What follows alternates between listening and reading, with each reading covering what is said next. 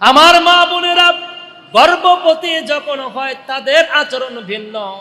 গর্ভবতী হওয়ার সঙ্গে সঙ্গে ডাক্তার দেখায়, 2 সপ্তাহ 3 সপ্তাহ যাওয়ার পরে ডাক্তার বলে 4 মাস যেন না পার হয় দেখা করবেন স্পেশাল ডাক্তার জেনে।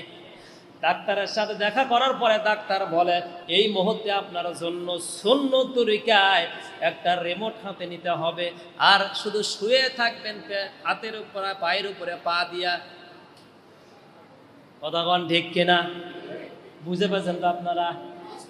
তার মানে কি, ডাক্তার নিজেই বলেছেন সুন্নত তরিকায় টেলিভিশন দেখতে হবে, পেটের ভিতরে বাচ্চা পুরা বেড রেস্ট, কোনো কাজ করা যাবে না, কোনো কাজ করা যাবে না।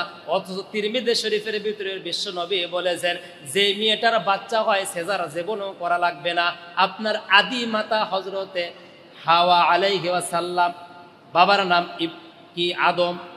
হিন্দু একজন ভাইকে বললাম তোমার বাবার নাম কি? বলে নারায়ণ বাবু। বললাম তারপরে আর কোনো বাবা আছে? বলে অনেক বাবা আছে, গাছ বাবা, পাগল বাবা, ছাগল বাবা, এরপরে আরো কিছু বাবা, সাপ দেখলেও বাবা, সবার ওরা ভক্তি করে। বললাম আসল বাবার নাম কি বলো তো, আদি বাবার নাম কি বলো তো?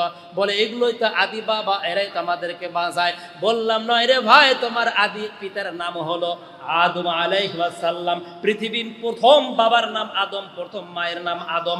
নারী হয়ে জন্মগ্রহণ করো, পুরুষ হয়ে জন্মগ্রহণ করো, হিন্দু হও, মুসলিম হও, বৌদ্ধ হও, খ্রিস্টান হও, তুমি আদমের সন্তান, তুমি হাওয়ার সন্তান। কথা কোন ঠিক কিনা? মা হাওয়া আলাইহিস সালামের সন্তান কয় জোড়া? 40 জোড়া। মনে আছে কত জোড়া? 40 জোড়া, 80টা সন্তান। তাহলে কয়বার সিজার করছে, কয়বার কাটছে পেট? একবারও কাটা লাগে নাই। একটা বারও যদি মা হাওয়ার কাটা না লাগে, সিজার করা না লাগে, আমার মা আমার বোন কেন আপনার সিজার লাগবে, কেন আপনার বিজনেস লাগবে? হাদিস শরীফে বিশ্ব নবী জনাবে মুহাম্মদ রাসূলুল্লাহ সাল্লাল্লাহু আলাইহি ওয়াসাল্লাম বলেন, কোন মেয়ে যদি সন্তান জন্ম দেওয়ার 40 দিন পূর্বে, কতদিন পূর্বে?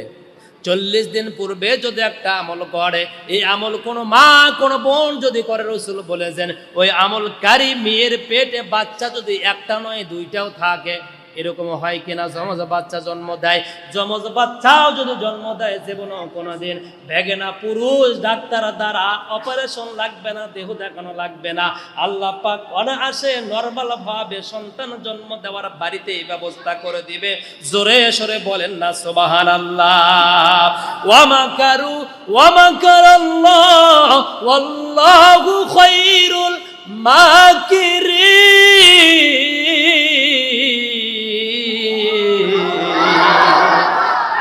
ক্ষমতা বুঝলি না রে মুসলমান, আল্লাহর ক্ষমতা বুঝলি না। টেলিভিশনের কথা মানুষ যতটা বিশ্বাস করে, পত্রিকার কথা যতটা বিশ্বাস করে, ফেসবুকের কথা যতটা বিশ্বাস করে, অতটা মানুষ কোরআন হাদিসের কথা বিশ্বাস করে না। যার কারণে কপালটা আমাদের পুড়ে গিয়েছে। ভাই কথা বলেন ঠিক কিনা?